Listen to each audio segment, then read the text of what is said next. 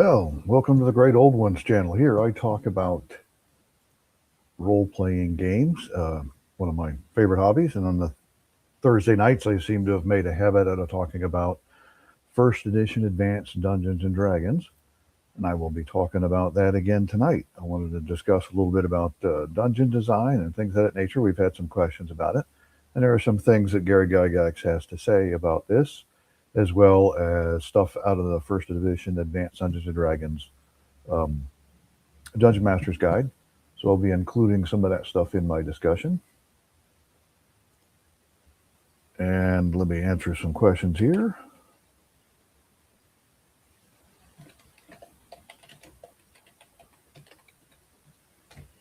Alrighty, let's see. We got some comments coming up already. Let's see. Pro games, AD&D. Well, I suppose it's a pro game. And we've got Jorge Uribe here with us, and John Collins as well. Ptolemicus, nice. Thanks for the comments and stuff leading into all of this. We had some questions on some of the streams that we've done in the past, a little bit about dungeon design, and we were getting around to moving in that direction. And I wanted to cover some aspects of it from my experience, as well as what comes out of the Dungeon Master's Guide and stuff. And I am waiting on my guests, and as soon as they arrive, we will go ahead and get started on that. But I want to lead off with a particular comment here. Let me go ahead and share my screen so you can see what I'm going to start with, because I think it's fairly important. Window, where is that? Here we go. All right. This particular comment comes from a book Gary Gygax put out called Master the Game. He put out two books, Role-Playing Mastery and then Master the Game. Master the Game deals more into the game master end of it. And some of the philosophy that I followed for a long time, dungeon creating, came directly out of this, and it came right here from this page on this particular segment. Be sure that logic of some sort, either general or game-oriented, exists within the milieu, and that this logic must direct the course of events beyond the scope of player-character interaction. The world must function and change without requiring the player characters to constantly direct it. Life will go on whether they are not looking, which will ensure variety and sustained interest in a scenario. So when we're designing things, we should design stuff with all that in nature. Well, I'm going to go ahead and start bringing on some for comments here. Where are we people? And I need to do this correctly, because when I add Doom Swords into it here, of course, he gets his gong. No, we're not gonging him out. This is the wrong program. But you can gong me out. That's fine. I'm about to gong myself out of life. So, yeah. So great. Glad to have you here. Wanted to make some comments and stuff. And again, just to remind you as well, and I know you need constant reminders because you have CRS just the same as I do. We've had some comments about dungeons design, so we can go ahead and start talking a little bit about that. Clearly, you're renovating your home to be a dungeon behind you. Yeah, look at that nice entrance and all that. The good flames going on the outside, brightly lit. Yes, absolutely. the better to see the enemies with the infidels who would dare to enter my private retreat. Right. Let's see, what do we got here? Let me go ahead and put this back up there again. Where did it go? For us two here. There we go. Right. I mentioned that page right out of the Master of the Game book, and I told you that I was going to go ahead and use this quote and stuff as well. And I think it is extremely important when you're designing not the world from the outside perspective, 50,000 foot level, all the way drilling down into like what happens in the little towns and stuff. But even your dungeons need to have this philosophy in mind, that they're not there just waiting for player characters to show up. That something needs to be going on, whether the player characters and stuff are there or not. And I try to keep that in mind when I'm designing all my own stuff. And since you're a great lover of mega dungeons, I can't find anybody else. Well, I've got somebody else that we can talk to as well. But for tonight, um, I'll bring in another fan of Mega Dungeons. Right, right. And, the conversation often goes back and forth. And it's a repeated conversation. People have it all the time. They might have it on social media. They might have it in articles or things they write. They might have it in YouTube videos or whatever about whether or not some sort of realism is important to the game. And, I know by the time that Gygax published this, he was of a different mindset about a lot of things, having been, ousted from TSR and whatnot. But having logic in the game, I mean, here's the creator of the game himself, despite previous comments saying that no logic was needed. Logic keeps the players and the DM sort of on the same page. This is just my perspective, obviously, but sort of on the same page about how the game world functions. Okay, if it's weird, you go into some Mad Mage's mega dungeon or something like that. If it's weird, that's one thing, but the rule there that everybody assumes to agree to is that it's weird. That's why it's a Mad Archmage's dungeon. The same thing would hold true if you enter some kind of bugbear lair or something like that. You wouldn't expect to find the tricks and traps and weirdness because it's not a magical locale. So that's my little soapbox on this particular there's no reason why topic. You can't have. There's nothing that says you can't have a little funhouse dungeon here or there or one sort of thing, but it shouldn't be the basis of the entire thing. Your players don't have any frame or reference or anything to hang on to root themselves into it. If everything is total chaos and weird all the time, they need something that seems normal to them, so that the weird stuff just makes it that much more fun. Yeah, exactly. I mean, otherwise, and this takes it to the unfortunate, horrible, worst possible extreme. But something like the Castle Greyhawk that TSR produced, the pink 128-page booklet that was nothing but joke levels. Lots of them taking stabs at Gary and stuff like that. That's what you're going to end up with when taken to the extreme. And that's fine. If your players like to do that, that's fine. If your DM likes to do that, that's fine too, as long as you enjoy it. Right. But with some sort of, and I know it's cliche, but some sort of verisimilitude is important, I think, to keep the game functioning in the way it's meant to go. Right? Much like a book. Right. And one of the main functions out of this is life will go on when they are not looking, which will ensure variety and sustain interest in the scenario. No matter what your dungeon or whatever location or whatever that kind of stuff is still happening, whether they're there or not. And if you build things that are an intricate web, that one thing affects another, and especially if you like the grand story part of things, and eventually your characters need to get on that grand story, then a lot of little things that are going on throughout your game should have hooks into that big story in the end. And doing something at this point should affect something a little further on, instead of everything being one static outlay for the entire game. Let's see. What we mentioned that you and I had done was our sample dungeon. We were going to talk about this and why this was also a good intro to dungeon design as well. Notice how it gives you key and all that kind of stuff at the top, but the wandering monsters, he's got two different tables for wandering monsters that were created specifically for this. Now there are, and we'll talk about this at some other point in time, use the tables that are directly out of the Dungeon Master's Guide, and that's what they're designed for. Is here's some examples for you to use, and this is what we've created for this. But in this particular dungeon, he's created a subset of those sorts of things that are logical for that particular dungeon. And something else that he did here, and you bring up a really good point, something else that he did here that shows his mastery of the game, and I would hope that'd be the case since he designed it for the most part. Is simply right in the Wandering Monster line. Okay, so he's got 7 through 12 rats here, right? So 1d6 plus 6 rats. Those aren't from any particular area within the dungeon. They wander around. You get the 3d4 goblins patrolling from area 7, 8.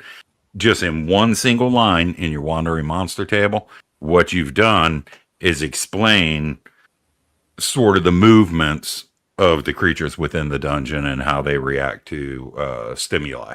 Right. Later TSR stuff was like, okay, and I was guilty of this when I was a teenager and before I learned any better. But the idea is like, okay, if the PCs approach from the south, one goblin will run up to the northeast corner and strike a gong while the other 3 flee to area 3 and this and that. You don't actually need all that. No. You can have it if you want, and you can internally plan that if you want, or publish that if you want. But a single line like this tells me a lot as a DM what this dungeon is about, and how the various inhabitants coexist. Sure. And if you're developing a large enough dungeons and stuff where factions and stuff come involved, and there's more than just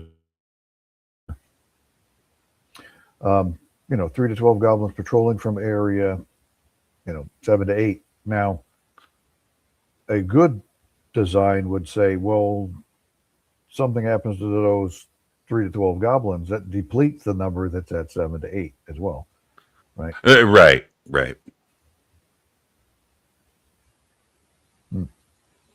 And here's excellent descriptions of it. Now, if you're writing something for a new game master or something, including that level of detail is helpful.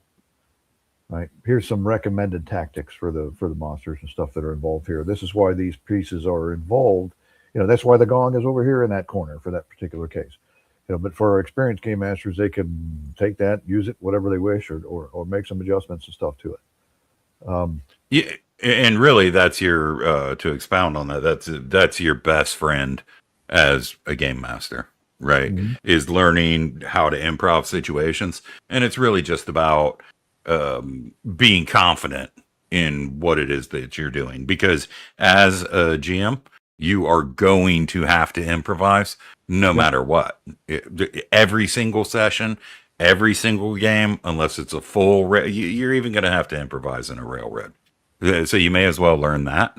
And then once you fully learn that, you can do this stuff in your sleep. You can guide a game regardless of the map and regardless of the party and regardless of whatever ideas or notes you have on a successful adventure. I know I kind of surprised this on you and gave you a little short notice, but I'm going to bring on an additional guest to discuss some of the stuff with us. Yeah, all righty. So we'll go ahead and add our true master to the stage to talk about this stuff with us. And what can we do? We cannot have a discussion about delving in dungeons without the dungeon delver here with us, right? Hello. Greetings. Gentlemen. Glad to have you. Good evening. So, yeah, I think Doom's said pretty much everything that I could have approached the topic with right there. Right. You have to be able to improvise and to flex and to make the worlds make the world work for you when you need it to, how you need it to. I mean, it's a simple matter of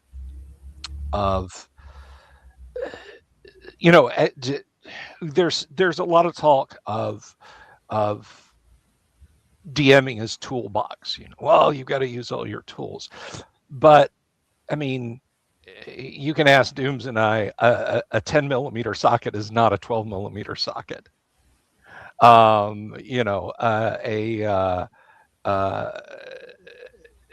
Phillips screwdriver is not a flat blade screwdriver. Really, DMing is a matter of having a really, really complete box of Lego. So it's not using a tool It's building whatever you need. And maybe, you know, you've thrown in some Tinker toys and some lock blocks and some Lincoln logs in there. I'm showing my age here. You know, because we all Yeah. grew up with kinetic toys. Gen X did. But that's the thing is flexing and adapting and just bringing you know, bringing your own adaptation as quickly as you can, because I've been running, you know, I've run modules. I've even run off of my own notes when I realized that I had accidentally colored outside the lines. And the trick is just keep moving smoothly. Just act like it's supposed to go just like that. Mm-hmm. You know? And, you know, if you're running something, you're like, oh crap, that's a different area. Just, you know, don't get all retconny and I have to look this up in the rules and so on and etc. That's key. That's absolutely key. Right. Oh, I'm sorry. This was supposed to be page 3 of the dungeon. Well, now it's page 2. Okay. Yeah. Yeah. All right. And part of the philosophy that we were going to talk about this evening too is not so much realism, but making it feel more real to the players. And like we'd mentioned here about the Wandering Monsters chart that was on this particular set was designed specifically for that particular dungeon, and how you don't need to use the entire toolbox. You just needed that set piece to bring in there, and some excellent descriptions of the rooms, what you described to go into. That should be part of your design. It should, if it's going to be a creepy place, it needs to sound like a creepy place. Oh, unquestionably. Yeah. And the classic map, everybody, I think, at some point or another has redone this one, used it, edited, used it for their own game or something at that point. Right? The one-page dungeon layout. Not bad. Let's see. Some more descriptions in here. Like I love this one, the limed over skeleton of the abbot. Right? It gives you a good description of something that's in there, and you describe it vague enough so that your players are interested to go check on it a little more. Right, and it's a limed over skeleton, right? So this ties back into, I think, what Bill was saying. I hope to not be long-winded about it, but it's a limed over skeleton. Now the players they might not ever know that it's the skeleton of the abbot. You might toss them an Easter egg in there if you were designing this thing yourself that it sort of lets them in on some of that lore and whatnot, but it goes back to keeping things moving, because things that DMs will internally agonize about, if you're internally agonizing about something making sense within the lore of your dungeon, like you're writing a novel, that's just not going to work. I mean, you're going to you're going to hurt yourself and drive yourself crazy. I mean, key points, yeah, if you've got key points, that's fine, but you're going to hurt yourself and drive yourself crazy, and most of your players are never going to come across that information or maybe even care about it unless you sort of railroad them into finding it out, which is bad practice in the first place. But something like this lets me, as the game master, know, okay, this is the abbot. So I've got a little building block right there. Okay, it's a different shape than all the others. It might be a different color or whatever, but I can somehow bring it in to kit bash something that is going to make sense and be fascinating, right? Right, and looks like Jorge here gives this dungeon a 1 star. Yeah. Been there, didn't make it. Yeah. Robert Phillips brings up an excellent point here. Object gives off a mysterious aura. That's a lousy description. I gotta relate something, because Dooms was talking about, the details or importance and lack thereof and that sort of thing. And Paul Stormberg told me this story, and I think it's the funniest thing in the world. Rob Kuntz would have a tendency to write very lengthy backstories for creatures and events in his dungeons. like this devil will appear, and he's got this mindset, and he's the third brother of Titivilus, the lawyer devil, and just go on and on and on, and it's literally something that goes down in like 7 rounds of combat. It's like nobody. I hate to say these words, particularly.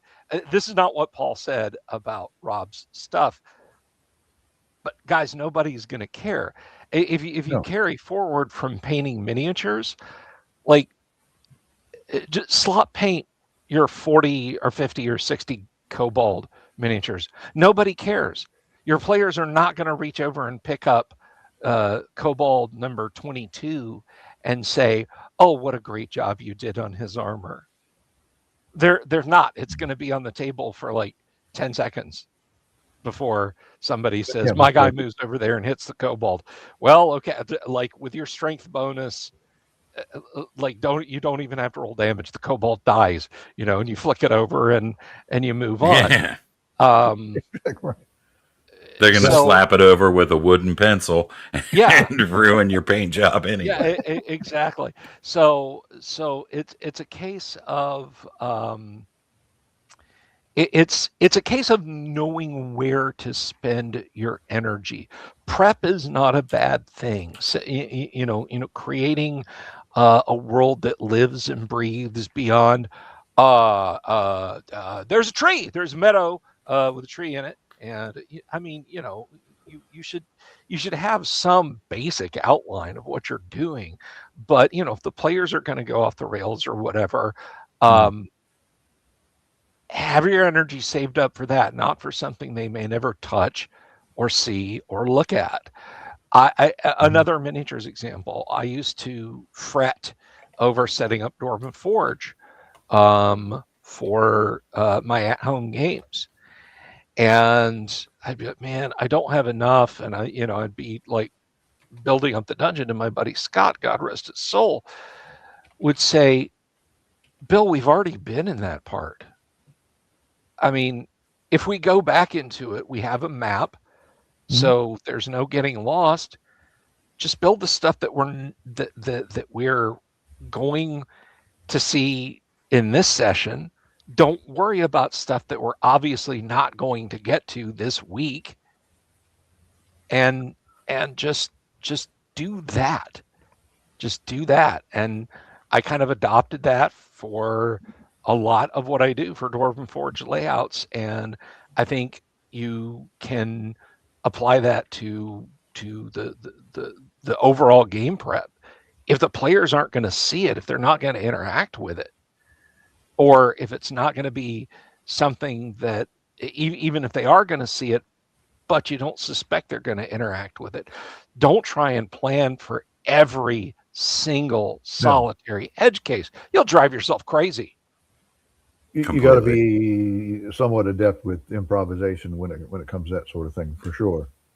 Yeah, and that goes back to the improvisation, because once you've been doing this, and a lot of it requires experience, but once you've been doing this for a very long time, somebody can open up, one of those old full-size TSR maps of some ruins, Mithranor or something like that, or the city of Greyhawk that stretches the entire floor, and the DM can improv his way through that, just based on, of course, it's critical that you keep good notes, because the things that the players drive, often they'll care about later, even if you don't. Right. So the things you care about, the players might not care about, but the things the players care about, you're going to have to care about those things too. And that's where, improvisation, that's, so eventually what ends up happening with experience is you'll be able to go into a place like the water room, lead the characters into a place like the water room. Because remember, Gary presumably just typed this stuff up as it came to his mind. It came to his mind instantly. He wrote that paragraph. And you can do that as a game master if you have confidence and experience, So one of the ways that I like to do it, and I know we might be going kind of off the rails a little bit, but one of the ways that I like to do it is I like to just imagine myself being in that situation. I don't care about the block text that's out there or any of that kind of stuff. I imagine myself being in that situation, and then try to describe how it makes me feel and what I see and hear to them, you know. And if you keep that in mind, you'll keep everybody happy. Well, maybe not everyone, but for the most part. Yeah, I think Robert Phillips makes a very salient point, because a lot of people are like, "Oh, Bill, what do you think of Judges Guild Wildlands and CSIO and this, that, and the other?" And I'm like, Judges Guild is a little extra. You know, I Yeah. I appreciate what they did, but it's like, I don't. It's nice to have, but I just, you know, it's a bit much. You know? Yes. Yeah, I mean, I think they were the exact example we were telling about. They tried to cover every possible thing, and I mean, I love their stuff. It's some of the most valuable, or my opinion, valuable parts of my collection is my Judges Guild stuff. But some of that is just I would never use it. Yeah, well, they had to be like sweaty tryhards, right? Because they didn't invent the game. So I'll give them a little bit of, Doom's you just know, throwing absolute shade. They had to be sweaty tryhards. yeah, well, you know, it's better than doing the opposite and being trashed in Dragon Magazine by Gary and being told don't ever buy this thing, you know. So, Yeah. Oh, here we go. Yeah, Rubik's Cube Dungeon. Didn't we just see somebody talking about that the other night? That was me. Yeah, I was talking about the. Yes, I know it was. Oh, okay. I ordered one. I caved in. Oh, did you? It looks cool. It looks really cool. If I never ordered one. use one, I probably need to order one myself. At the minimum, it goes on my shelf next to all my other cool stuff. Yeah, 47 quadrillion potential dungeon combinations. That's a lot of map. And I thought my Mega Dungeon map with 66 individual maps and growing was a bit much. Yes. Yeah. And you're just go getting back started. What's that? Yeah, you're just getting started. Exactly right. Go back to your point about putting myself in there. When I write this up, what would catch my eye when I walked in the door and looked that kind of stuff? So the water room is an excellent example. Natural cavern is roughly worked. Okay, I would see that kind of stuff, but I wouldn't go to the detail of tool marks or anything like this. Let's see, torches cannot be lit. When the monastery was functioning, the place is filled with casks and barrels and buckets, but now only 8 rotting barrels remain.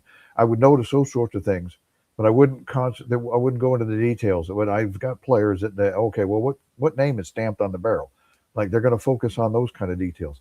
But the limed over skeleton, that would catch my eye. So I would put a little bit of extra detail on that one. The details in the room that I would just brush past, I'm not going to spend a whole lot of time describing. Yeah, and that's another thing in some of the old school stuff, particularly Gygax's stuff. Well, before box text needed to be included and everything, I'm sure we've all been there, right? You can't take this paragraph. This is something that you're supposed to. It's being demonstrated to you how to fish, right? Instead of giving you a fish. That's the best thing I can think of. Because if I take this and read it to the players, okay, so this natural cavern was roughly worn to enlarge it. The torches cannot be lit. I've blown it right there. Right. You know? Right. I would take that paragraph and say, okay, how would I describe this to the players? I would gloss over a bunch of things because that's what I'm going to do. I'm going to look around for a threat or something right away, and then what's going to attract my attention is that limed over skeleton. I wouldn't describe it as a limed over skeleton. I would describe it as an oddly shaped limed over formation flow. Yeah, of something. Yeah. But it catches your eye because of the shape, gives you a distinct impression. And my players would either take that and go with it or ignore it and move on to the door and go to the next chamber. One of the two. Yeah. Right. Levels of description. Or both. Yeah, or both. Yeah. Yeah. So there's no box text in there anywhere at all. Now that sort of thing is helpful if you are trying to teach game masters how to do that sort of thing. If you have never done this before, and okay, how am I going to approach it? Well, here's some hints at you how to get that sort of thing done, right? So some modules that are out there that include that sort of thing did it fairly well, but they did it sparingly as well. It wasn't like everything had a box text to it. Right, it's another tool in the toolbox, like Delver said. Right, you know, maybe you've got some specific area that it's critical that you nail. I mean, I'm still going to paraphrase it because I don't. It's kind of like making a YouTube video, right? If it's scripted, you don't want everybody to know it's scripted. And that's why I typically don't script stuff because they'll see me reading it, and I don't want anything to do with that. I'd rather just talk. But you know, you have the script in your head. No, I don't. I got to have my bullet points. So I'm going to go off the rail. Yeah. Yeah, as many or as few notes as you need.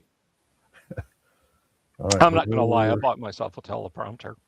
So I came close. I still want to put a tablet up somewhere near the camera here so that I can just be like, but I also found some sunglass reading glasses. They're cheap as hell. They're plastic, Amazon. So I could just be like, you know, Blues Brothers style, and then nobody will know where I'm looking.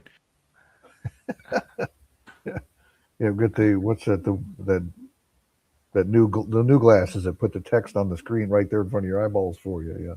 Yeah. Right. Yeah, I looked at heads-up display glasses. Those are a little outside my price range. Yeah. But no, you know, the teleprompter is a perfect example of balancing prep and no prep, right? I mean, I loathe the sound of my own voice. I do. I mean, you know, for a guy who talks on the internet constantly, you'd think I'd like it, but I don't. Editing my YouTube shorts is one of the most painful things in the world for me because I have to sit there and listen to myself find the. Fortunately, nowadays I can look at the sine wave, or the sound wave rather, and know where there's a pause without having to listen. I'm like, I went there, or I took a breath there, and slice it out. They have a very distinctive shape, so I can generally speaking slice them out. But if I'm going to go into informatical videos, which hopefully people start watching when I start doing them, I, you know, keep on the Borderlands. You know, I end up sounding like Lundberg from Office Space constantly, and I hate that too. So for me, it's that balance of preparation versus suck. Yeah, and if you go ahead, sorry, if you hate hearing your own voice and you hate editing shorts, there's no deeper level of hell than editing 2-3 hour videos. To take that stuff out, you know, and you can get pretty proficient at it, but it's still going to take you hours and hours and hours. It is a slog. I mean, my shorts run 45 seconds, right, and it's like 15 or 20 minutes of editing to get it down, which doesn't sound like a bunch, but it adds up. But it's like 25 times, right? So if I've got to edit a 1 hour thing between me and Great Old Ones, you know, I got it down to maybe 5 hours for one, you know, and that's constantly listening to it, scrubbing it back and forth. You know, even when you know the points in the waveform, it's just, Yep. Yeah. So a script would certainly be nice for that kind of stuff. Yeah. I have a little bit of an advantage based on what I do for a living. It helps me with that kind of thing. And I hope I don't do a whole lot of the ums and ahs and that kind of stuff. I try not to do that. I try to, if there's a pause, I try not to put a sound to it as best I can. I got no other way of putting it there. I just threw one right in there on that one. Most of the bulk of what I teach I've been doing it for 5 years now, the same stuff over and over and over again. So it's a repetition. It's kind of like a script that I've run through over and over and over again. And now that I'm concentrating on it, I'm saying quite a lot more often. Yeah. Prep is the same way. Let's tie that back on what we're talking about as far as prep and stuff goes. It's just the same way. You got a plan of what you want to talk about. You don't necessarily have to fill in all your details on that plan. Your game should all be that same sort of thing. Is you got your plan set out for what you want, and you fill in the details as the details are needed. Otherwise, you're going to drive yourself crazy trying to write all that stuff up on the front end, and you get disappointed because most of what you wrote down your players don't care about. They gloss over or they skip and miss. And if you put that much pride in what you're doing, then it does kind of hurt when your players don't notice your limed over skeleton in the corner.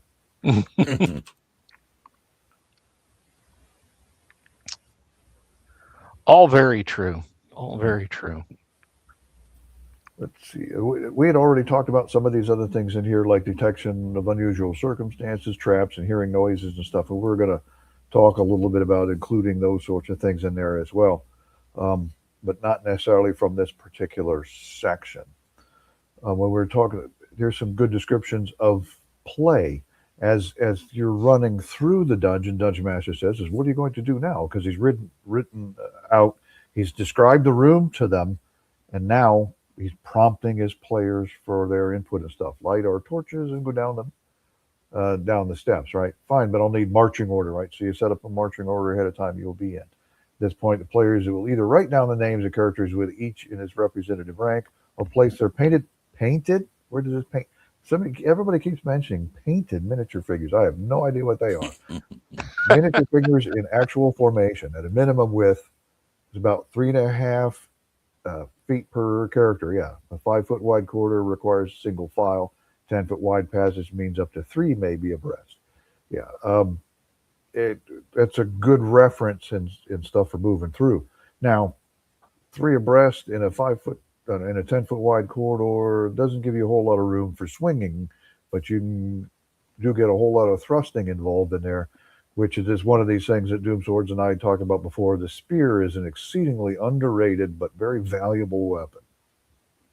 Yeah, and not to mention, of course, it can potentially, if you trust the characters behind you, it can potentially attack through the rear ranks and stuff like that. But 3 people traveling 3 abreast in a 10-foot wide hallway, I think, is foundational to the game, and one of the reasons it appears so early in the DMG. But I think it's also fundamental to success as a player to get out of that cramped space as quickly as you can, right? Because if we remember from Player's Handbook, page 30, whatever, that has the weapon speed factors and the weapon versus armor type modifiers and stuff, it also has space required, right? You've got your weapon links and all that, but you also have space required. So that longsword might have space required of 3.5 feet. Well, if I'm taking up 3 1/3 feet and my longsword's taking up 3 1/3 feet, there's an entire circle around me, unless I want to suffer some kind of combat disadvantage that's unusable by anyone else.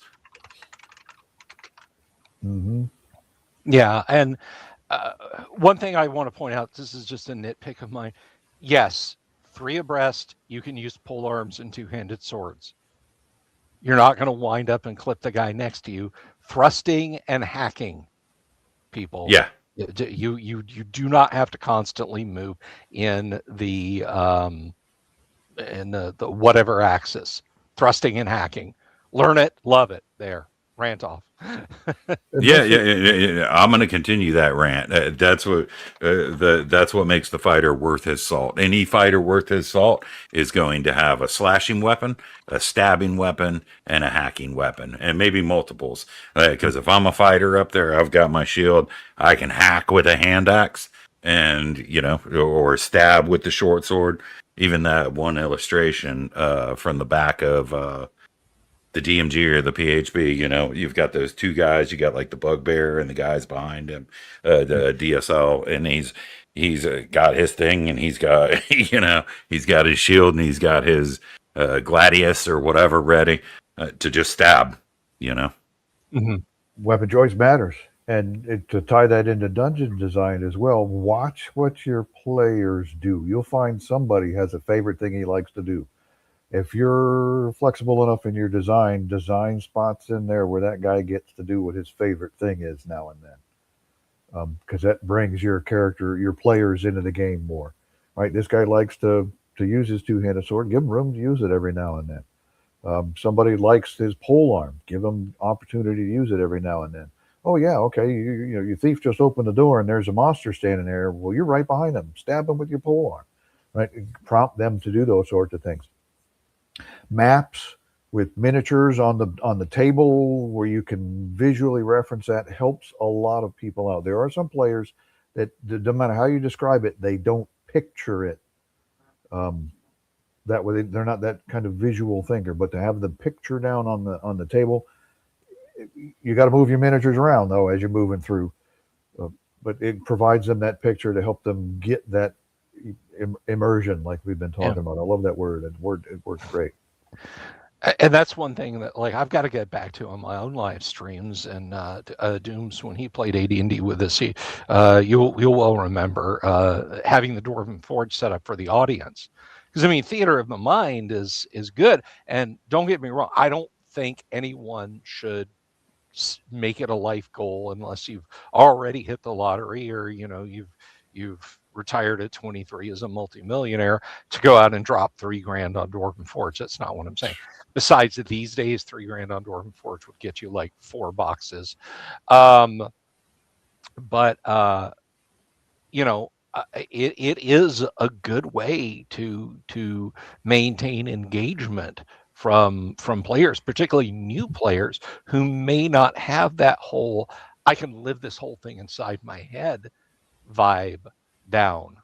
To have, and even forget Dwarven Forge, a battle mat, Yes. a battle mat, a bare table with some miniatures, and you've grabbed a package of pencils and you're laying them down and like, these are the walls, guys. Mm-hmm. How big is our room? Well, it's about this big, and you overlap the pencils if it's smaller, and you stack on more if it's bigger. And then they've got the kind of this mind's eye view and level of engagement. And then to go all the way back to Doom's point, which I think is absolutely critical, is 3 across becomes a viable visual, or rather a viable tactical mindset. Okay, so we have 4 fighters in the party, but one of them's a dwarf. So Mike, you can be behind him because you have a halberd and you can be striking over his head while he's swinging his hammer. It opens up that mindset of, where am I? What am I doing? What do you mean I'll hit him if I cast this or if I swing that? Yeah, basically, at the end of the hall, you basically have some kind of like I don't know if this is the right word or whatever, some kind of scrimmage or something to see who can bust through the line and make room for themselves to afford themselves more tactical advantage, right? Yeah.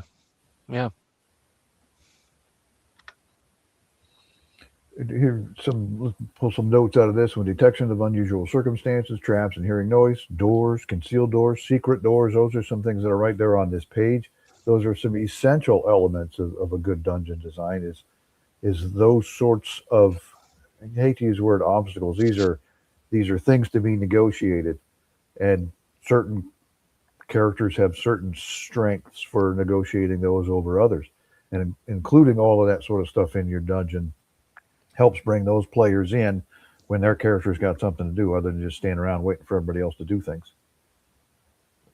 Yeah, and there's something again mentioned that we actually touched on last week or the week before, is that just because an elf can detect secret doors 16 and 2/3 of the time doesn't mean that he can walk around the perimeter of the room and be like, okay, tell me what I found, right?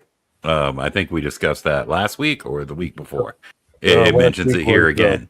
He needs to last week was concentrate on that act, which slows down movement.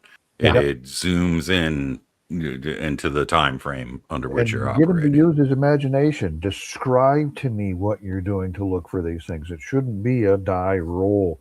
Your description should give them something to hone in on for them to ask you questions about. Right, I'm walking around. I'm walking around the room, seeing if I sense any odd drafts, and I'll keep my eyes along the wall to my left as I proceed counterclockwise to see if anything seems out of place. Right, or if there's an area where lichen or mold isn't growing, or something like that, and then you can, sort of extort excellent play from your players. Oh, you described there's 4 torch sconces in the walls of this room, one of which has a unlit torch in it, and the other 3 are empty. Bang, something to trigger. Oh, let me go check that one out. It gives them something to pick up on and, Yeah. and to bring them in. And that should be part of your description of the rooms, is the little clues in there. If they choose to ignore them, they choose to ignore them. But good dungeon design brings that into play as well. Instead of just a blank room with bare walls, might as well just stick everybody in straitjackets and close the door. Exactly. One thing I will point out, though, page 16 of the player's handbook, elves do kind of get that millimeter wave radar that's always on, as long as they're within 10 feet, that where they will automatically notice.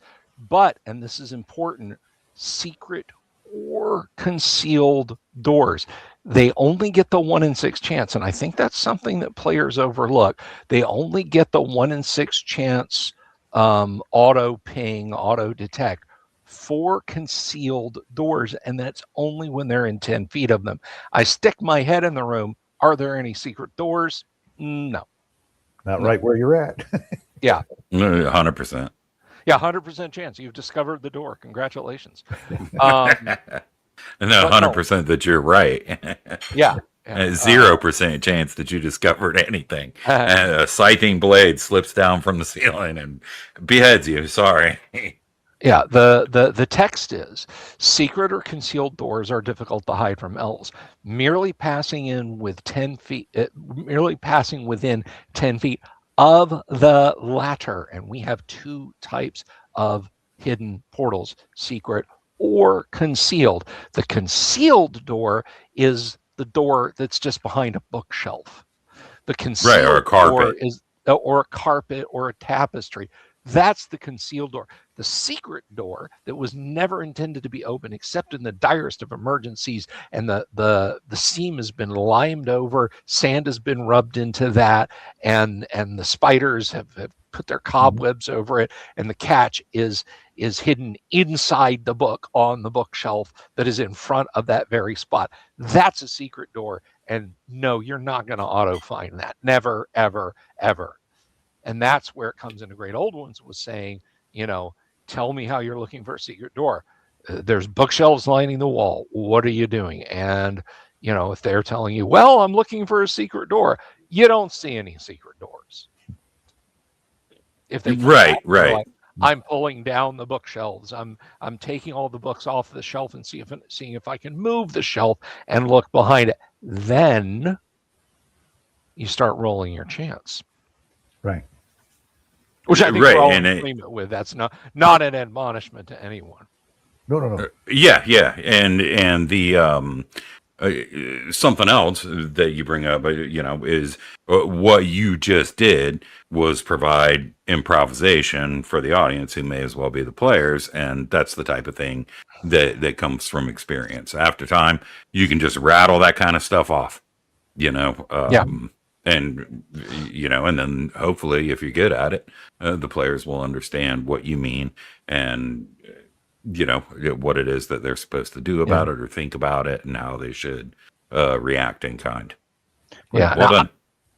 thank you. Yeah. No, One thing that go ahead.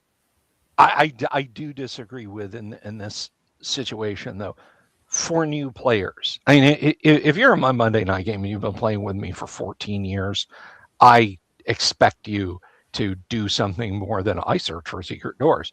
But you know, you don't have to go full gunnery Sergeant Hartman on somebody and tell them, you know, the only way you'll learn to swim is if you drown a few times. That's not. No, guys, you as DM can say, well, um, you know, the walls are all plastered, the bookshelves are pushed very firmly against the walls. You perhaps think to yourself that you would need to look behind those bookshelves, you know. Um, but again, that's an edge case for new players. But I digress. Right, right. And you can, again, you can teach them how it's done. You can say, okay, you're new. This is normally how you would go about that something, you know. But we'd be surprised by the level of intelligence of some of your new players and stuff too, because they're thinking outside the box because they haven't been playing for years. True. They might pick up on something in your description that automatically triggers something that your longtime players just gloss over automatically. Yeah, yeah. I've had new players come in and just be like, guys, he said this, check that. And I'm sitting there, you know, just poker faced inside. I'm like, God damn son of a Right. 4 hours of prep down the shitter because, you know. Oh man, they found it already. Yeah, exactly. What is, well, I mean, it's an OD&D, you know, the referee cursing the thoroughness of the caller.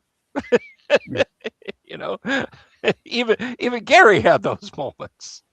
No, that's fine. And inside, as much as I'm cursing him, I am smiling because the clever players and stuff thinking outside the box can turn into exercises and never-ending cleverness because they can't let it go. So, well, yeah. Yeah. And that's a thing. This is getting a little meta. This is kind of getting away from the base mechanics that we're talking about. But when I say that I am an adversarial DM, I exult in the characters winning. All right. I'm not out to wreck their fun. I'm cheering on the inside, even when I'm frowning at them after they've pulled off just the most insane W that you could ever think. I want the players to win. The trick is never letting them know that. Yeah, I've got some players that, you know, I've described to them the bookshelf, the books. There's one book looks a little brand newer compared to the rest of them, and they will stuff all the books in a bag to take with them and try to sell them back to town. Okay, you just remove the trigger for the secret door. Well, that's not important to them anymore. Yeah, so that's an excellent description of play and stuff. We discussed that at one time in the past. Let's go over to this one here. I think this is an excellent piece to start off with. When you need help in designing a dungeon, whether it is a level in your main dungeon or a labyrinth discovered elsewhere, the following random generation system has proven itself to be useful. It must be noted that the system requires time, but it can be used directly in conjunction with actual play. The key piece to this one here, and it goes on to what our basic topic was for the night, the upper level above the dungeon which the adventurers are to take place should be completely planned out, and it is a good idea to use the outdoor encounter matrix to see what lives there. A staircase discovered later just might lead right into the midst of whatever it is. The stairway down in the first level of the dungeon should be situated in approximately middle of the upper ruins or whatever you have at the upper works.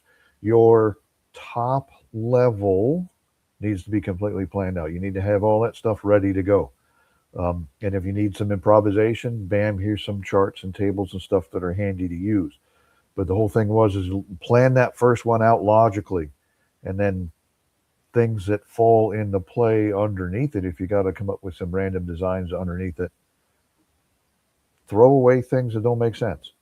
Just because you rolled it on a table doesn't mean you have to use it in that particular plan.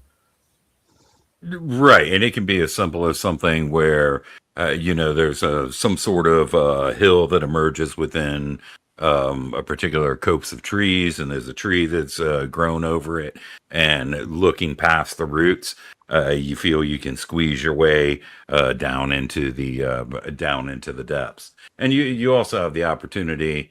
uh, when you're doing things this way, doing things the classic way, which is start with a small area, design some dungeon levels, design at least the upper level and the first level, design the basics of the town and whatnot. You have the opportunity to provide your lore before any of that comes about. Mhm. And then once the players or the player characters enter the dungeon, and once the monsters engage and you guys are sort of all on the same page on this stuff, that's where you get into more emergent play and the opportunity to improvise, and that's where you're going to have to do it, right, no matter what. Mhm. And like Gonzalo mentioned here, this I may have just recently joined us. We mentioned this when we talked about that other dungeon. Is once you've created that upper level, you've got a plan for whatever that's here. Create your own. Use the random adventure tables that are in the DM's guide as your base, but design your own random encounter tables specific for that particular location. Right. And then you won't have to worry about throwing anything away, like he says. It's already there. It's already written for your plan. That's on that dungeon. Here's your solid base to build off of. One of those things is just because the dice show it doesn't necessarily mean you have to use it. We mentioned that when we were talking about placement of monetary and magical treasures and stuff. Just because it's on the table doesn't mean it needs to show up. Yeah.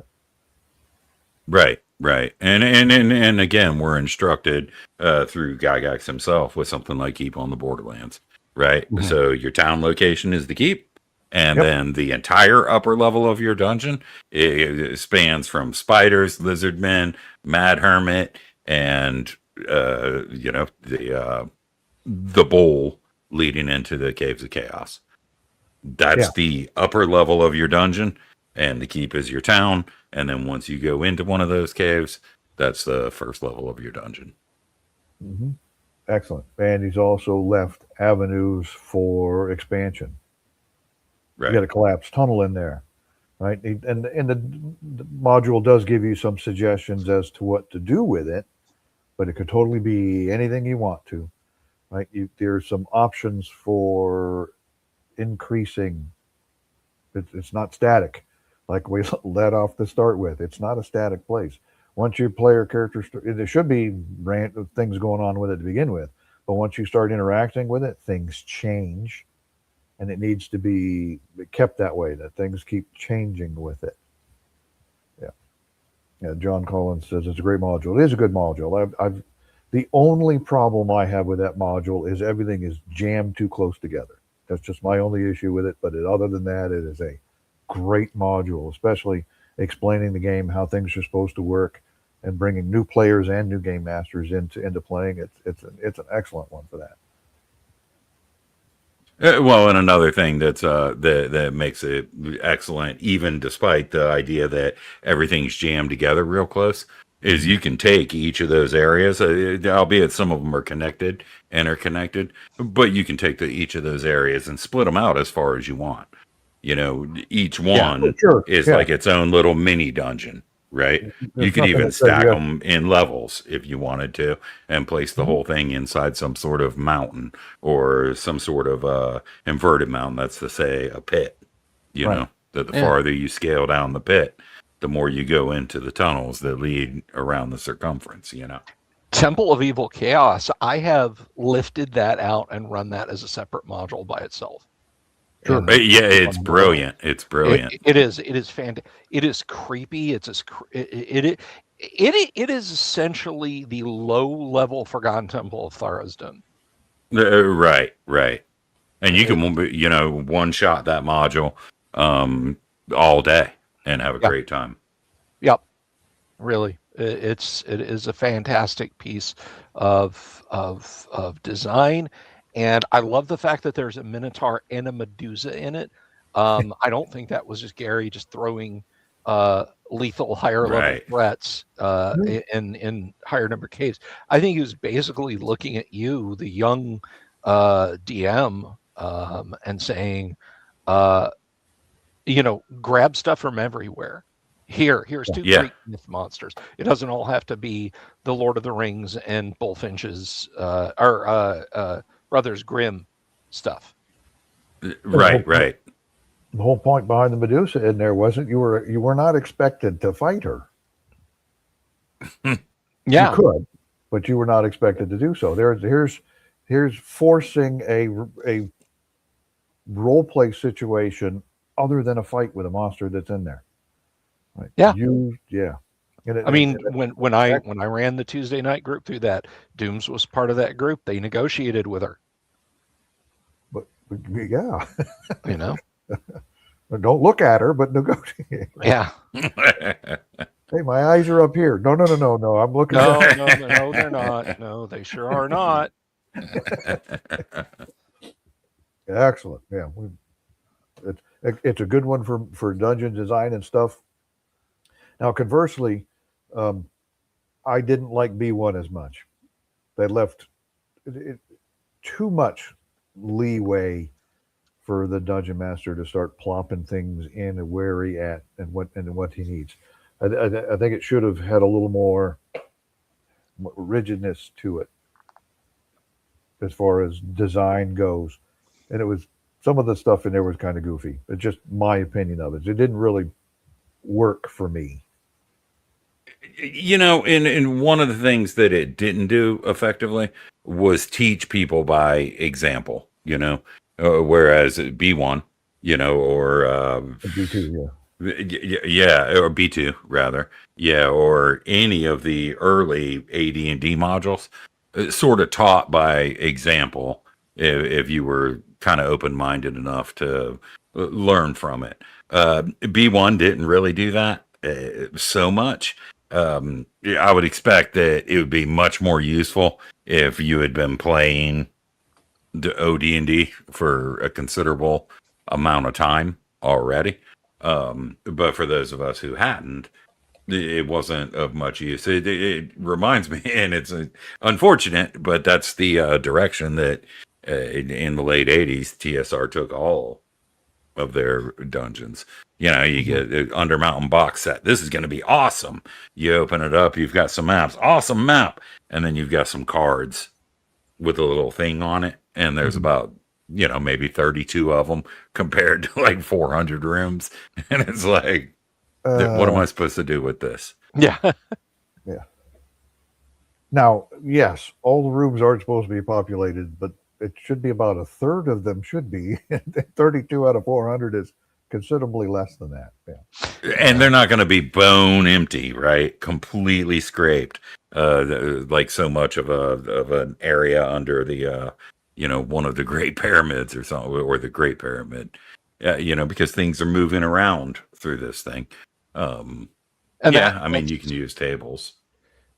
Yeah, there's a whole sections in the Dungeon Master's Guide for, it's like, this is an empty room. Okay, well, we'll keep moving. No. There's potsherds. There's a broken arrow. There's a ripped our discussion boot. for the evening. Since you mentioned it, let's go ahead and go to that particular section. Yeah, we were planning on that. Roll 2 or 3 times, Yeah, dungeon dressing. Yeah, nice segue for us there, Bill. Very welcome. Dungeon dressing is one of those things. If you're having difficulty describing things, here's a table. You don't necessarily have to roll the items on the table, but these should be seeds for you to say, hey, oh, this sounds pretty cool. So this might work in this particular section. Bam, here's some stuff to write up. So if you're new to this, the Dungeon Master's Guide is just fantastic as far as an advice book goes. It's great for all this sort of thing. And here's some tips and tricks in the dungeon dressing tables in here. If you're having difficulty trying to describe some things, perfect. Here's some options for you. What was the purpose of using those isometric during the 2E era? Greyhawk Ruins had it. I like the isometric map from the standpoint that I can visualize the 3D representation of what it is. It's maybe that's just because that's the way I think of it. I love them. trying to use them love to an run a isometric game, map. I don't think I could do it. I do love an isometric map. I'm not going to lie. I think they're.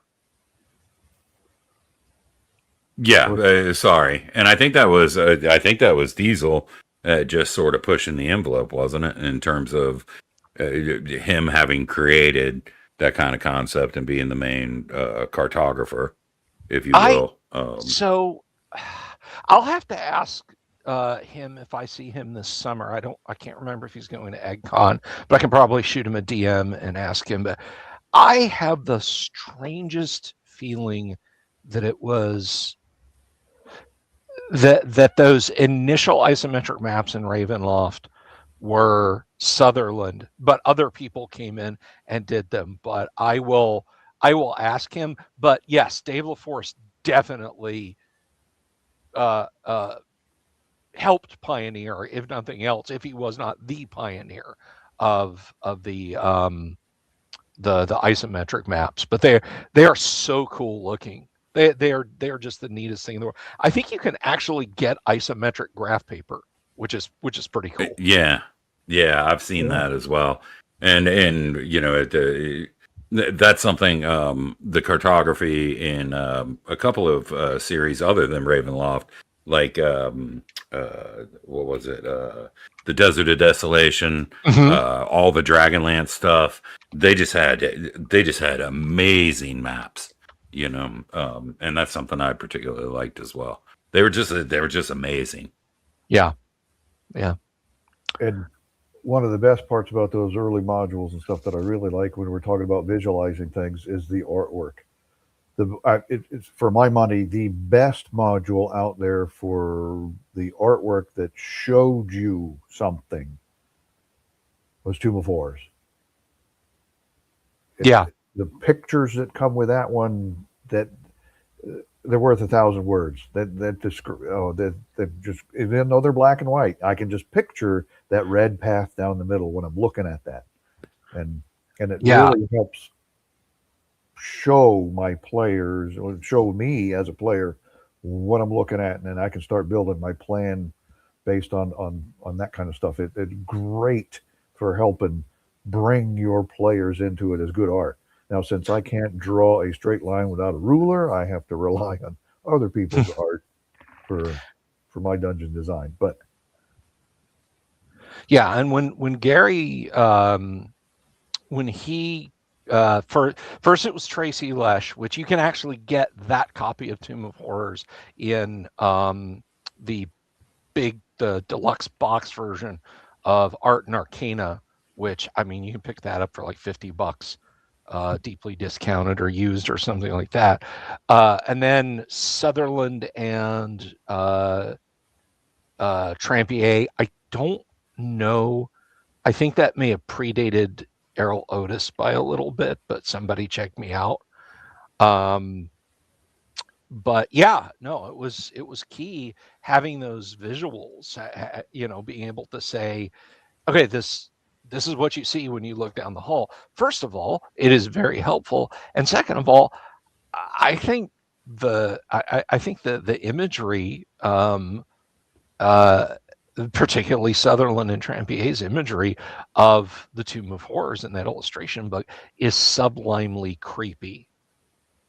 I mean, it really, really is.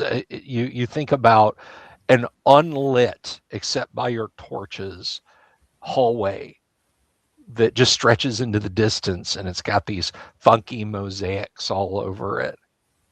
I was like, what's at the end of this place? I don't know.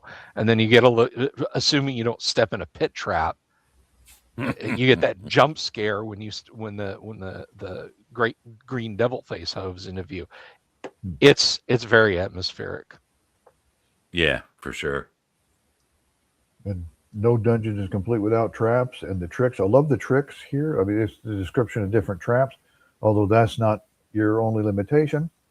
I do happen to own, I think, every edition of Grimtooth's traps. Traps 2, Traps 4, Traps 8, Traps Light. I think there's also a compilation now of all of them together. I own all of those. I don't think I would use but maybe one or two out of all of those books as traps, but it's an entertaining read.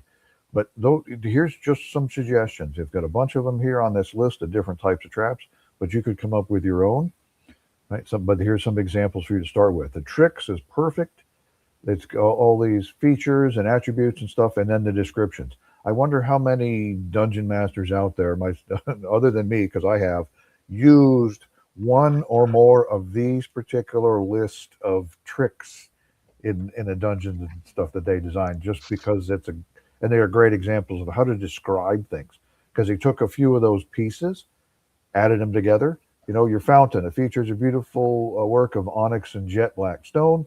A grinning gargoyle and a lovely nymph are depicted, the former with an open mouth, the latter with a pitcher. As soon as the party enters, the gargoyle will ask a riddle, and if it is not answered, it will spray poison upon the group. Save or dead, of course, that's because that's poison, much to Gonzalo's dismay. If the nymph will recite poem, which is a clue to a special treasure. Bam, and just from a couple of those pieces on that page, he built that out of it. Yeah. And those just some excellent stuff. As far as a reference work, as an advice, you can't beat it for learning how to do things. It's a great and sorely a lot of that wisdom that was in this book, the advice that come out of it, lacking in subsequent editions. So they didn't include this kind of stuff in it. No, they didn't. And if they did, you would get a source book that sort of vaguely bastardized and, You'd get a 200-page hard book called the Riddle of the Obsidian Vase, and you'd get the Black Pudding's backstory and what university in Forgotten Realms the pedestal that it's sitting on was stolen from, and at the end of the module, everybody gets a smiley face if you return it to the coffee house, so they can use it to set their set their cappuccino machine on. And that causes me intestinal pain to say that, because I love the 5,000 gold piece obsidian base that turns into a black pudding when you touch it. I fucking love that trap. I'm not gonna lie. Yeah. Oh, and I think we're missing the piece off of this slide here that I really wanted to bring in. Let me see if I got it open over here. What was it? Oh, I think it was one page. I think it's on page 173. Yes, 173. Let me share my screen.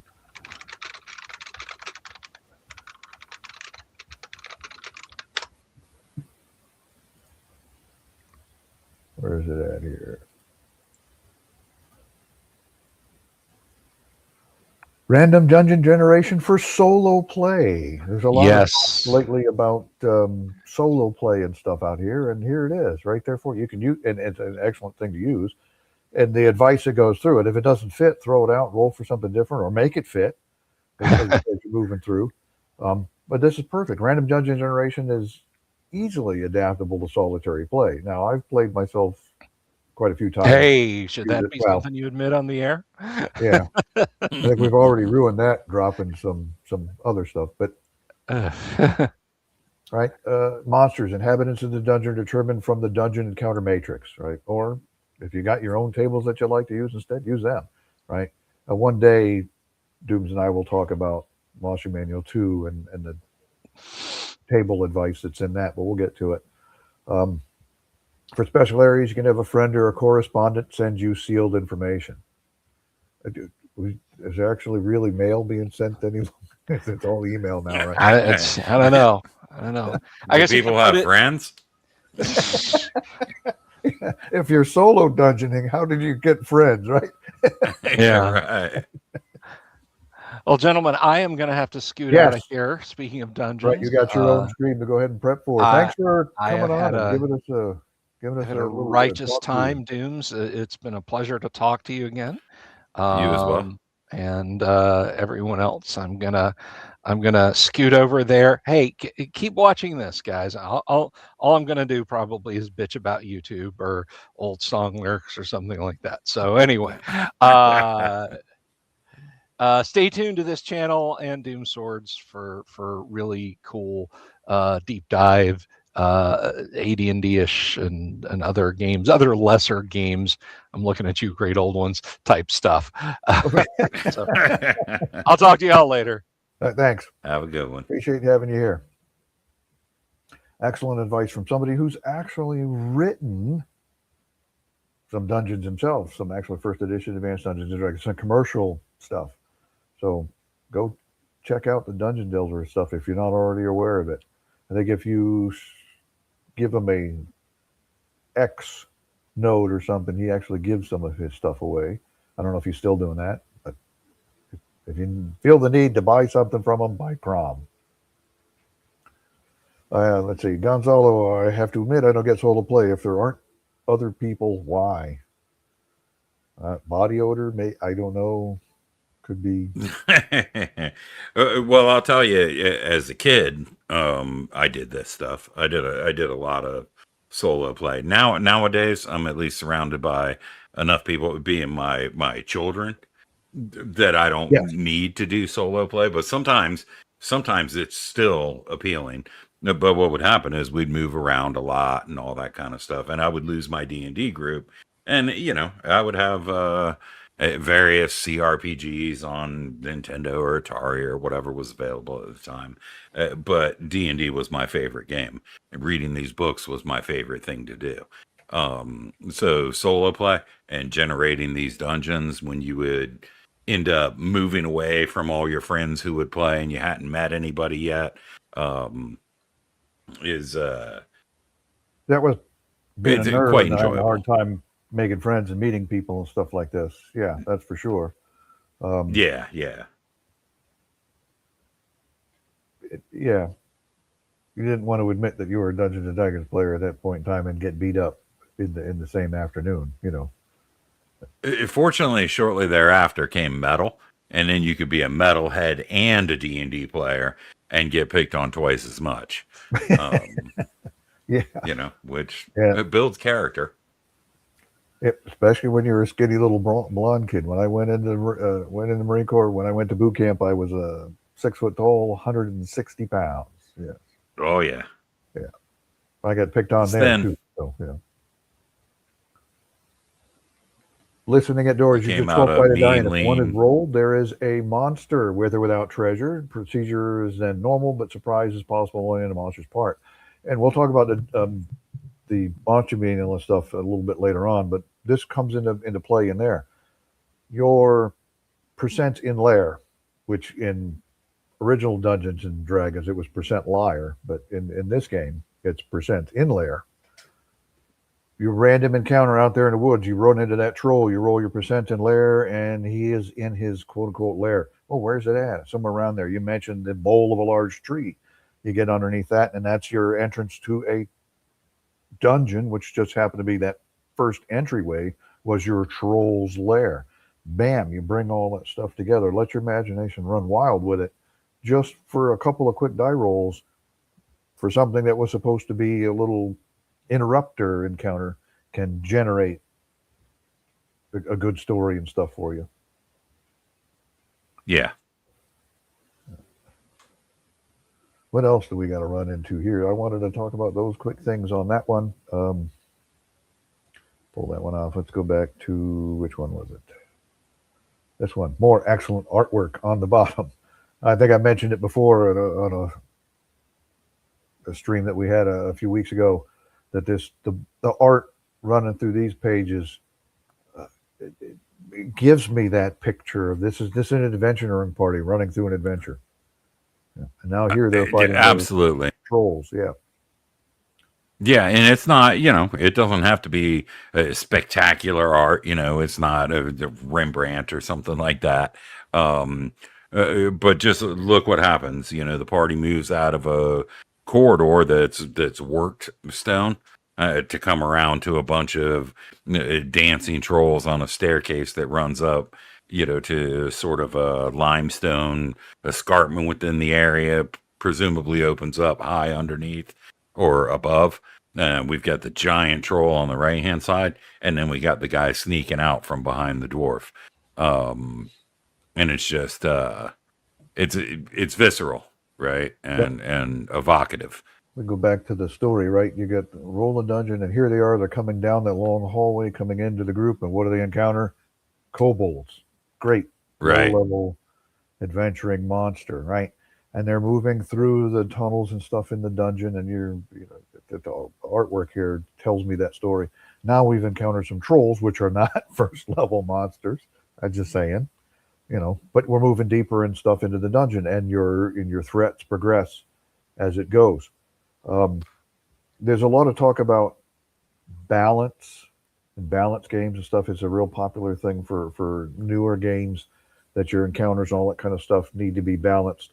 The only place you would really find balance in first edition Dungeons and Dragons is the threat level of the level of dungeon you're on. That, not that it's balanced, that at least gives your players a frame of reference for the trouble they may run into that's there. No, it's perfect for them to be adventuring on the third level and then set off a trap, which is a random shoot that sends them down to the sixth level, which ratchets up the difficulty and stuff for them. But it's all right here in these tables and stuff. Even if you don't use them to randomly generate a dungeon, here's some pieces that should be included in a dungeon. Here's some good advice as to what things would be in there, what rooms would be looking like. If you've got just a straight up flat treasure, like it says on this page, what are the what treasure's located inside of what? Who's guarding it? If anything's guarding it, is it trapped? That kind of stuff. Moving on to the next page, we've got some salamanders and the party fighting salamanders, right? Which can be a little bit of a tough fight. Magic pools, gases for your traps and stuff on that end. The magic pools has always been a pretty good thing, and I think as far B1 did magic pools right, but it put all of them in one room. Right. That's the other thing, right? But they were. I just Go ahead. sorry, I just discovered that. So looking at the image with the trolls, and I don't want you to have to flip back and forth or anything, but if you look at each of the adventures, or at least each of the panels, you'll notice that the party has evolved, and it's something I never actually noticed in their tactics and their equipment. So we got the first one with the kobolds. Elf's right up in the front firing his bow, halflings unarmored, like, you got the fighter kind of sitting here and whatnot. And then you go to the next one and they're a whole lot more cautious. The elf isn't in the front anymore. The wizard rolls up in there. Probably the thief. And the halfling got a helmet. Now, what is the He got a helmet and some armor. I have no idea. Probably to cast some kind of spell, a fireball or something like that. But the halfling got himself some armor, and now he's Mr. Badass. And he got a helmet, Head covering then we discussed that, yeah. Yeah, and then you go to the next one, and you see the halfling even more decked out. All of them more decked out and more tactical. Yeah, he's got two weapons now, and the elf is kneeled down behind the dwarf, presumably shooting his bow, because he stuck one in the left side of that salamander. Yeah, the wizard is properly in the middle of the party. It's very interesting. Yeah. Good observation. Yeah, that's definitely a good catch on that. And that was the end of that, unfortunately. Man, I liked it. That is some good art that tells me what's going on. Right. A nice little story of stuff that goes along. It goes along with the random dungeon generation tables.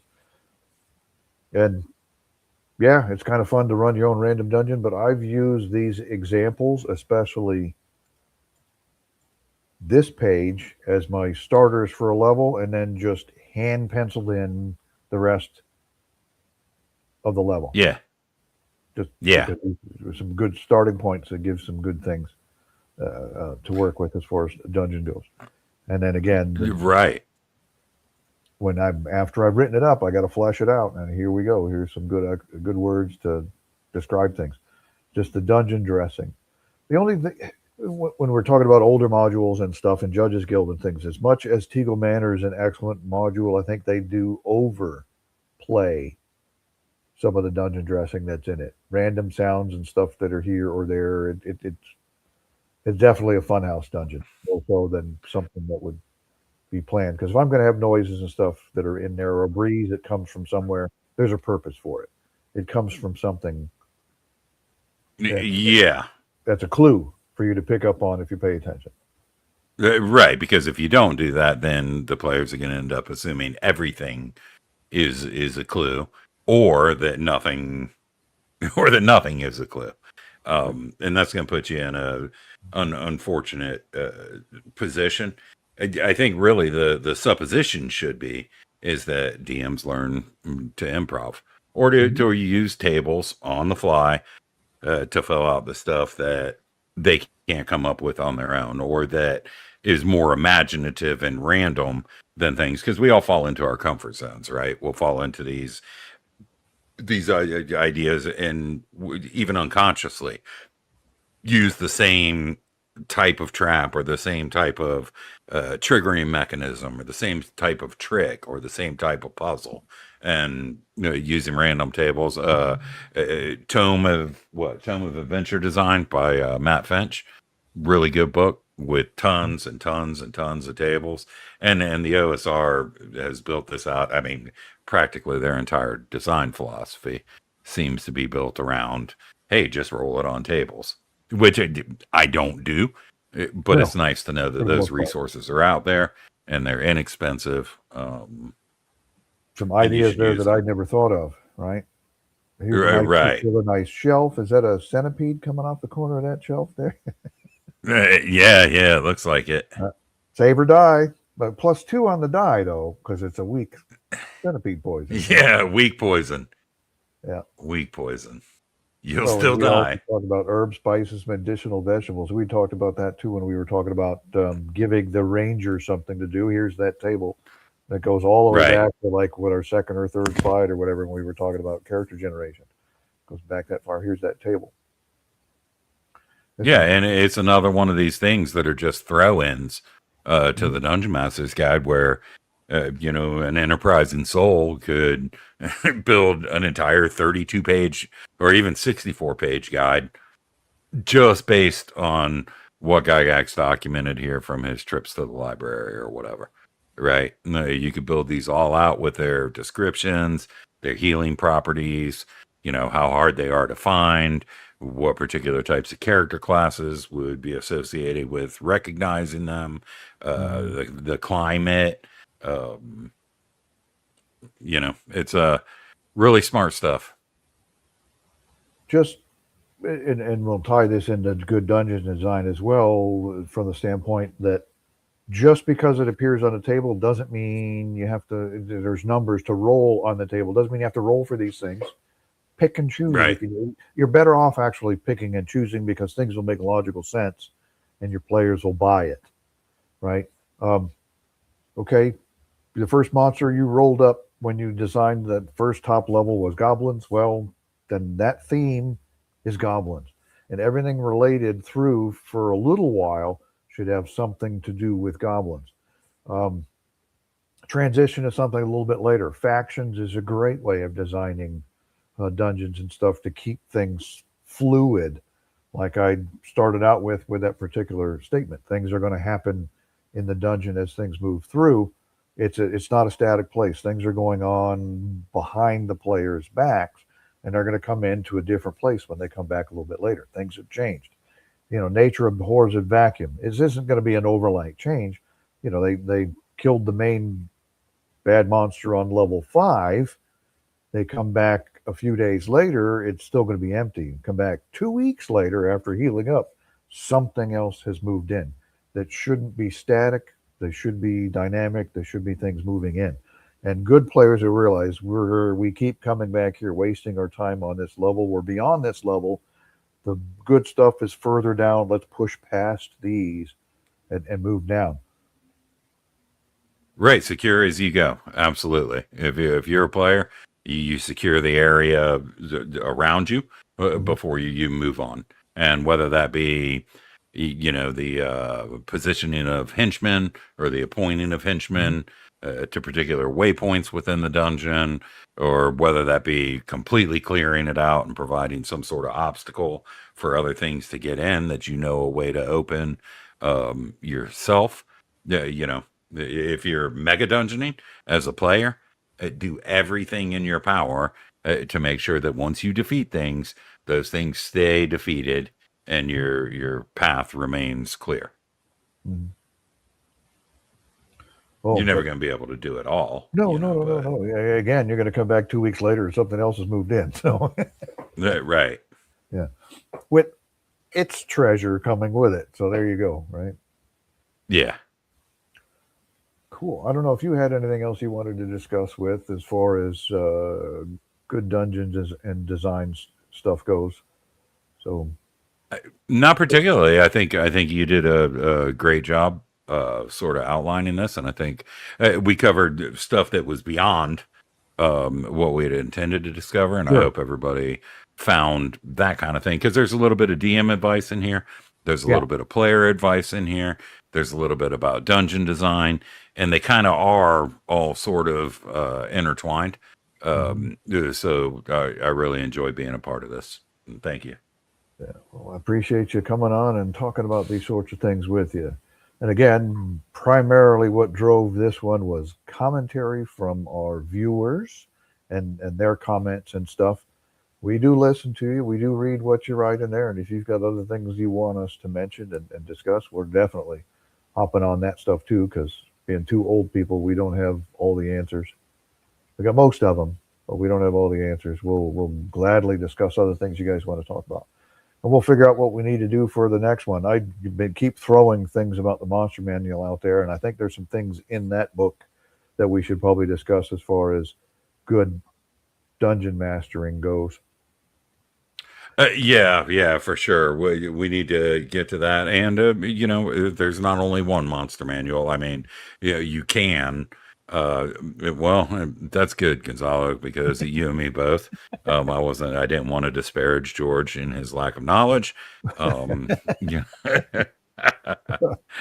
Just playing. But, depending on what camp you're in, there's up to 3 monster manuals. You got Monster Manual, Fiend Folio, Monster Manual 2, and I think they all provide something. Fiend Folio, people can hate it all they want, but it's got the drow, right? It's got Get the Yank Guy. It's got in there, right? Yeah. What I like from Monster Manual 2 is the tables, the expanded tables in there, and then the examples of how they're set up as far as the DMing goes. And we'll talk about that. We'll look at them next time around too. And then there's something else that's overlooked in there, and I wouldn't have wanted to mention it, but because I'm including it in my own stuff, but there's a nice little section in the Monster Manual that translates what dice rolls actually equal out to. So old hands and whatnot are quite familiar with what 8 to 48 points of damage, being 68, or 6 to 48 points of damage, whatever it is. I guess I'm wrong. But 3 to 24 would be 3d8, right? 2 to 24 would be 2d12. 3 to 12 would be 3d4. And it actually has a chart that shows that and sort of consolidates all the weird numbers you had throughout modules and everything else. Sure, because what is 5 to 15? Right, exactly. Is that going to be 2d12 plus 3, or 2d6 plus 3, or is that going to be 1d12? Well, you know what I mean. Right. I'm a little too brain soggy to remember it, but sometimes those things are more swingy, and sometimes they're more refined, and sometimes there's an opportunity to choose one or the other. Right. But let me go ahead and throw your channel out there as if everybody's here because of you, not me. So they all know your channel to begin with. But here, They only put up with me because of you. oh, I got you. Yeah, well, it's fine though, because I only put up with them because of you. Oh, I like less than half of them half as well as they deserve. that's an excellent line. That's an excellent line. Yeah. Yes, thank you very much, man. I Yeah. appreciate No, thanks for everybody. coming on, talking about this stuff with me. I think we've built a good audience for a regular Thursday night Indeed. feature. I think we've kind of established that well off. Talking about, we've got lots to talk about when we talk about first edition Advanced Dungeons and Dragons. We did a little off kilter a little bit with Yang. Was it last week? Was it? Now, or am I losing my mind? Yeah. It was. When we talked about Yeah. Oriental Adventures, and we'll do more of that stuff because there's a lot of those Orange Spine books to talk about. We can make a career, other than the fact that we're doing this for free. We can make a career out of talking about first edition Advanced Dungeons and Dragons. There's plenty to it. It's a fantastic game and highly underrated amongst modern gamers. Indeed. Cool. Well, I'll cut you loose so I can wrap this up and you can go put that fire out. That's 3 of them behind you there before the fire marshal comes to. I better. Thanks again. Have a good night. Yeah, you too. Have a good night. See ya. Oh, where we go here? No, I want to add to stage. There we go. Ooh. Perfect. Thanks for joining me and Dooms and the Dungeon Delver, talking about dungeon design and again, like Doom Sword had said, we wrap this into good player, good dungeon master, and good dungeon, and how all that kind of stuff works together. Kind of morphed a little bit for us, but excellent talk. If you enjoyed this content, please like and subscribe. Like and subscribe to Dungeon Delver. Like and subscribe to Doom Swords. Leave us some comments. We definitely interact with all your comments. We definitely want to hear from you and find out things that we would like you want us to talk about.